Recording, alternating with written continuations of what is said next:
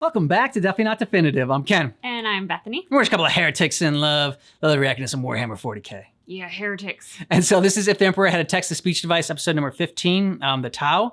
And we're going to also check out the short after that. That is Why Kitten Hates the Tau.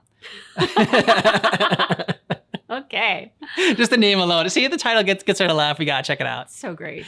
But it's Warhammer 40k, people, so you know what that means. We have a drink now. Yeah, a shot. A flaming shot. The Flaming Heretic. Do not try this at home. Yeah, don't.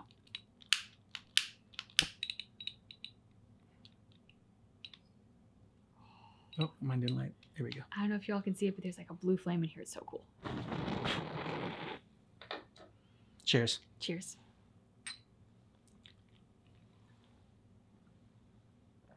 A little messy.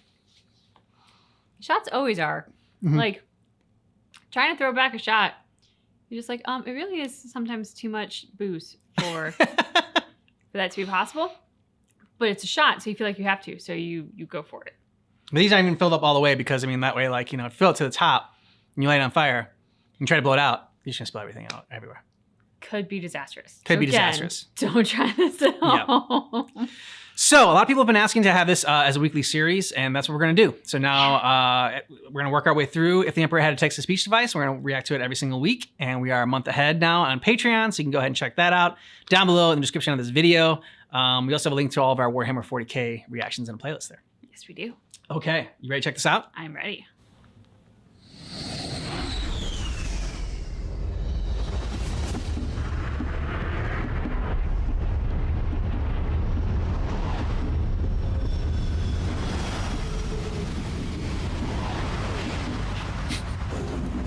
Flaming. Yeah.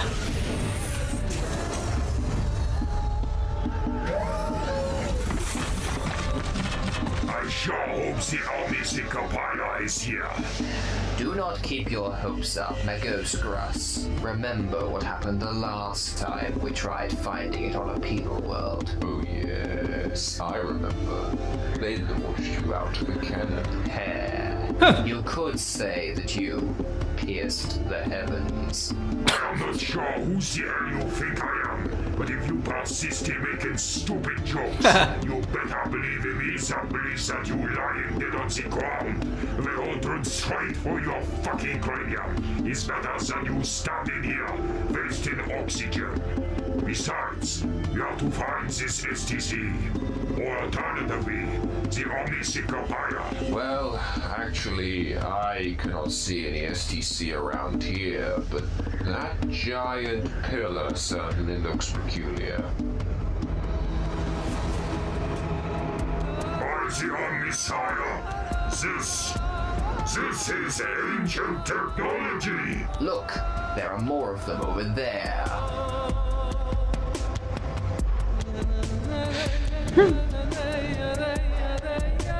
I am part of seasoned legends. Upon the eve of great celebration, mankind would tread these planets, jumping around like idiots as the repeated patterns of sound these pillars. They also injected copious amounts of drugs. Yes, they did. Like what the Fabricator General does all the time.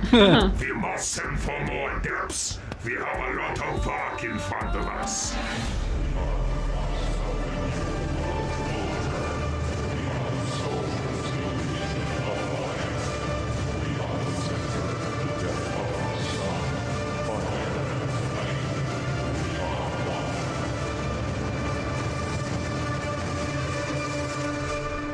I've sent away the message telling the Ultramarines about their second mission now.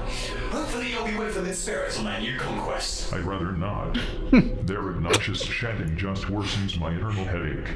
Well, maybe no discussion about something will ease your splintered mind, my lord. I'm open to talk about anything. I would be too, but let's not forget what happened last time you said that. Try and keep to subjects that won't make me want to destroy the entire galaxy with my transcendent bowel movements. Oh. So... Transcendent bowel How about you movements. tell me about those Xeno creatures that you mentioned back when we read those revolting questions? Toa, or whatever their name was. Can I help can't say that I did. Are you defying me?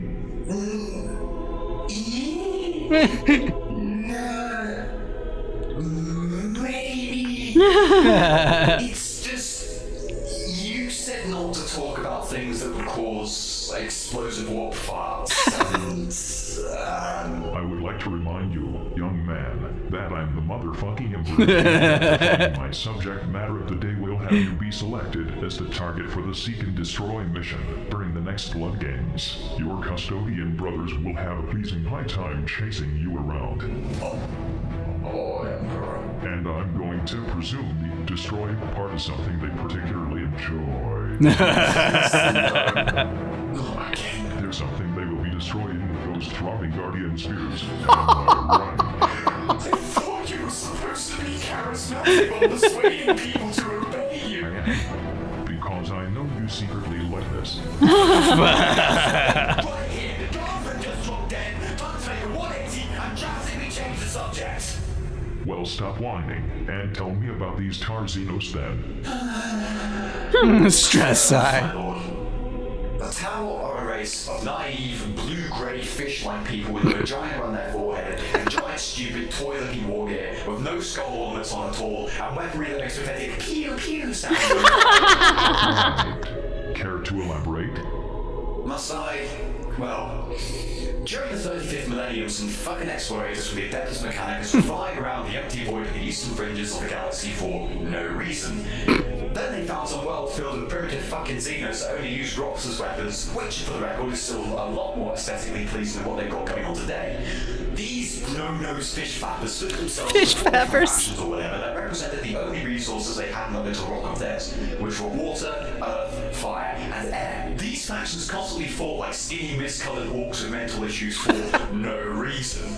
Then at some point, another faction came along out of nowhere which called themselves the Ethereals. They said to the Tower, "Hey, you should stop throwing rocks at each other, you fucking idiots." And the other Tower said, "Oh yeah, I didn't really think of that." So then they became the Ethereal slaves for no reason, started to build all kinds of stupid shit, and then decided to go and try some space conquering, which they've barely done any of, since they're still sitting way up east rolling their fucking no, they don't even have thumbs. So, to sum it all up, they're a small Xenos race with scary toy guns that kidnap Gargoyle Guards and then cut their balls off for no reason. No reason. Redundant in any threat record, and I am sick to death of them being brought up all the time, because there's never any fucking reason to. Damn, calm down, son. I was only asking. Shit, you are starting to sound like your father.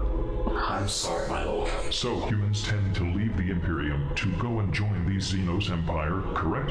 Yes, but it's not only humans. The Tau have got a shitload of other minuscule and important Xeno races to join as well. Just like a gang of creepy old hobos in a hive city, they lure in others with promises of deeds performed for the greater good, never really specifying what the greater good is, nor why they keep moaning about it as they force you to go deep inside their own pocket domain, where you can never hope to escape once inside. I am genuinely sickened when you put it into these contexts. I hope all this repressed anger isn't from some pseudo-weird first-hand experience. I'd rather not say. Now, my Emperor, could you please order me to send an immediate death warrant onto these foul creatures that we can mobilize all forces we've got and destroy them before they populate more planets with their cringeworthy ways? Well, if you put it like that. Right there, Father. Do not let him brainwash you so easily.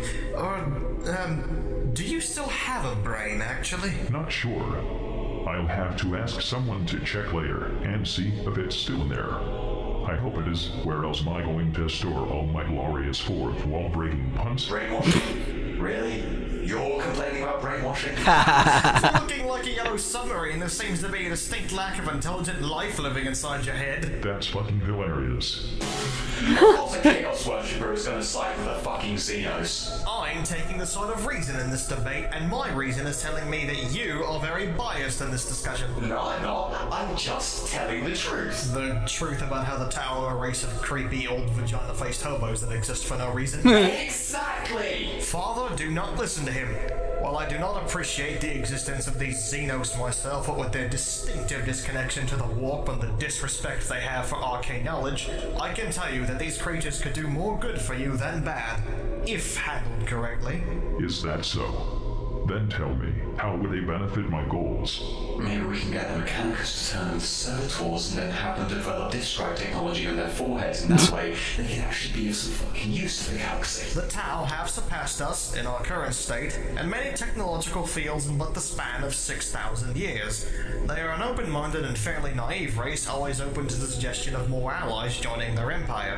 While their leaders are oppressive and tyrannical, they are but small, cuddly teddy bears in comparison to the bureaucratic puppeteers of the Imperium or the iron-handed maniacs of chaos. At least those guys don't cut people's balls off or rip out people's ovaries. Seriously. You must be as naive as the Tau if you don't believe that mankind is just as capable of such atrocities. The Imperium has forced gilding onto more than a few innocent people, I bet, what with all those inquisitorial sterilization camps. As for chaos, well, Slanesh has a weird sense of humor. Fine, you got me on that one. I think that with the use of your powerful charisma, you could manipulate these Signos into working for you, which would more than likely aid in the recovery, or at the very least further the lifespan of this rotting Imperium of yours. Didn't you mention that they had no presence in the warp? How am I supposed to use my charisma when I can't bolster it with my psychic strength? No, they do have a presence in the warp, but it is very small. I think an overwhelming Kim falling asleep? mine or yours would still be able to affect them. My lord, I beg of you, do not listen to this possessed traitor. The Tau fight only for their ideology, enslaved by the ethereals and control them through pheromones like they're some kind of horny rodents. They only fight for their greater good. Well, what if I use my powers to become their greater good? But, my lord... No, miss. I'd prefer at least one of you custodians to keep your armor on.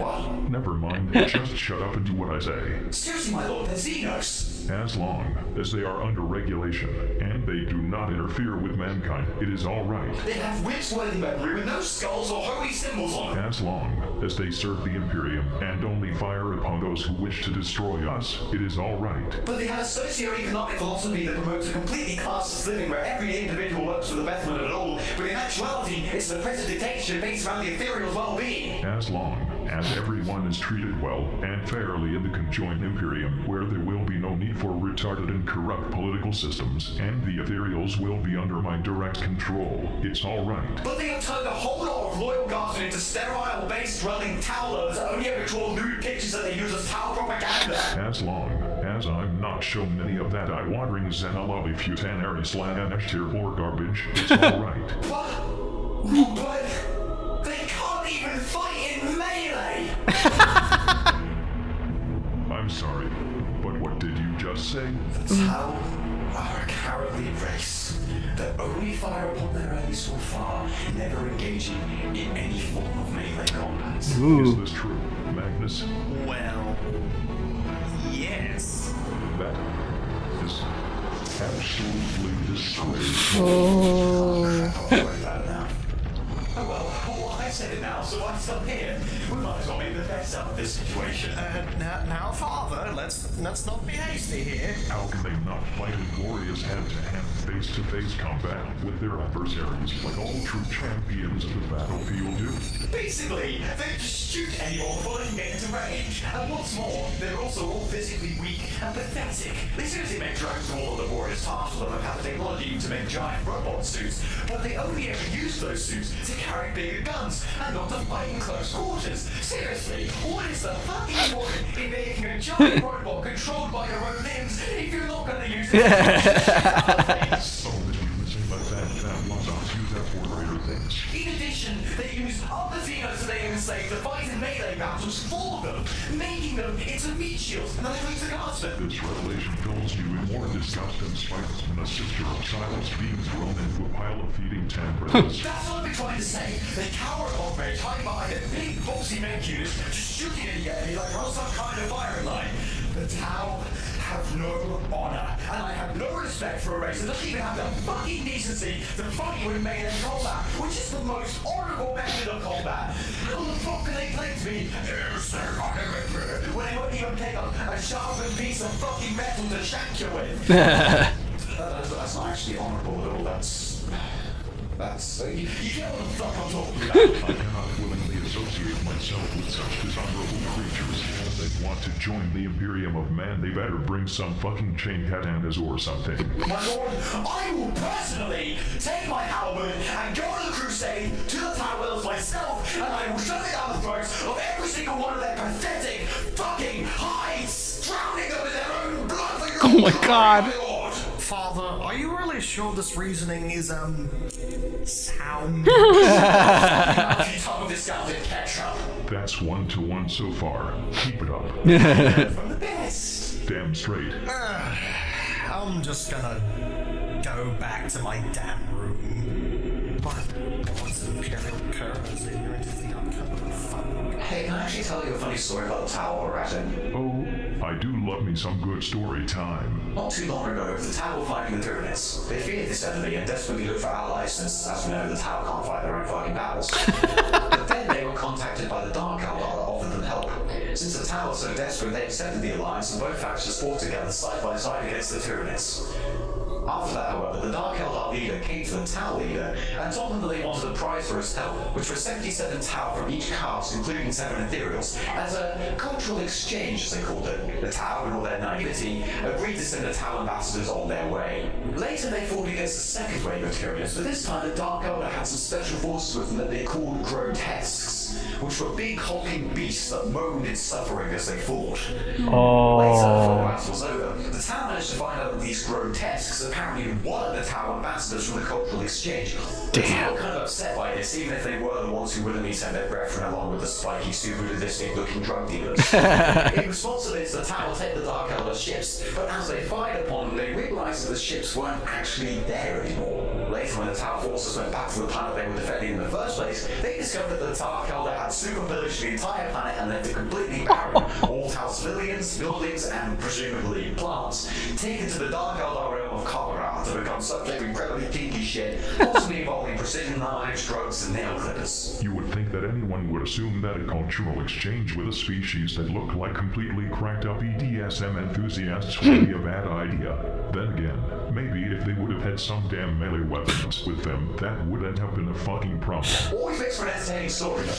I just remembered something. Where you left your Ouija board. There is one Even Tau better. warrior who rejected the oppressive rule of the Ethereals and actually uses his giant robot armor to wield the devastating warp-powered sword. Everything you just said sounded pretty damn worthy of my attention. Do you know Commander Carfreight, or whatever his name is? Commander Farsight, yes. Not only is he known for wrecking a large number of orcs in close combat, but he formed a breakaway colony from the main Tau region known as the Farsight Enclave.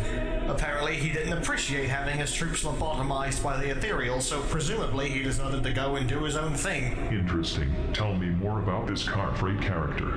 He sounds fun. Perhaps we could make a cheesy animated Holovid series about him and his adventures and fill it to the brim with my kind of Imperial propaganda. Yes, the Beyond the New Allegiance plan has only just begun. I was hoping to change subject matter to something that lessens my internal headache. Sounds of inquisitorial discontent. Something so vile and abominable could happen to the most sacred of the world in the galaxy. It's absolutely disgusting. The Order Custodian has obviously not done their job very well. And then one more reason for me to have traveled here. Hey, don't worry, Fyodor. At least we still have each other. And not only that, but a shitload of Inquisitors from across the galaxy as well. But even now, I still don't have those damn sandpaper cigarettes. Seriously, what the f- We are going to have to do what would be considered by the ignorant to be the most heretical thing that anyone has ever done since the horrid days of the Horus Heresy. However, with the God Emperor as my witness, it will instead be the most pure and noble thing anyone has ever done for Sure. the Imperium. Now that's the spirit, Fyodor. I mean, look at all the Ordos here. We got Inquisitors of the Order of Malleus, Hereticus, and Xenos, and their chamber militia, of course. And then we got the Music. Ordo Aegis, the Ordo Barbarus, the Ordo Custodium, as you mentioned, the Ordo Astartes, the Ordo Sanctorum, the Ordo Redactus, the Ordo Necros, the Ordo Scriptorium, the Ordo Militarium, the Ordo Sicarius, the Ordo Vigilus, the Ordo Originatus, the Ordo Aspera, the Ordo Thanatos, the Ordo Machinum, the Ordo Subitorium, the Ordo Thessalatus, the Ordo Strippus, the Ordo Obscurus, the Ordo Arduus, the Ordo Otis, the Ordo Alphus, The Order of the characters and even the Order Chronos. It's the Jean-Claude Van Damme. Sandpaper cigarette. Why? I really need a sandpaper cigarette. All of us, men and women of the Emperor's eternal glory, will charge Eternity Gate and the Imperial Palace to find whoever sent this message. We will save the Imperium from the vile and corrupted who have deeply entrenched themselves in the planet's most holy spaces. Guilt creeps into the most unexpected, which just further shows that there's no such thing as innocence. And we are here to bring them their judgment. Hey, Fyodor, you should just preach them to death. Be quiet, Dominique.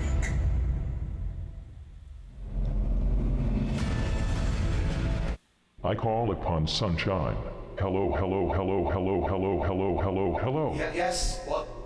Hello? Yes? What's happening? I just found out why your hatred for the Tau burns so iridescently. He's very decently. What is this? Why? Why do you do this to me, Shadow Son? No. I'm so sorry, but we can't keep doing this. But why?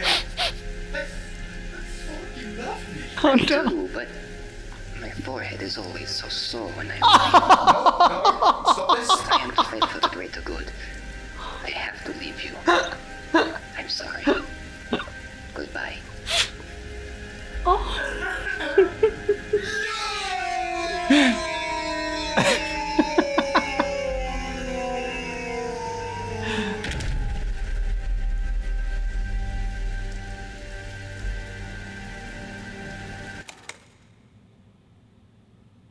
You want to talk about this? This is not fucking canon.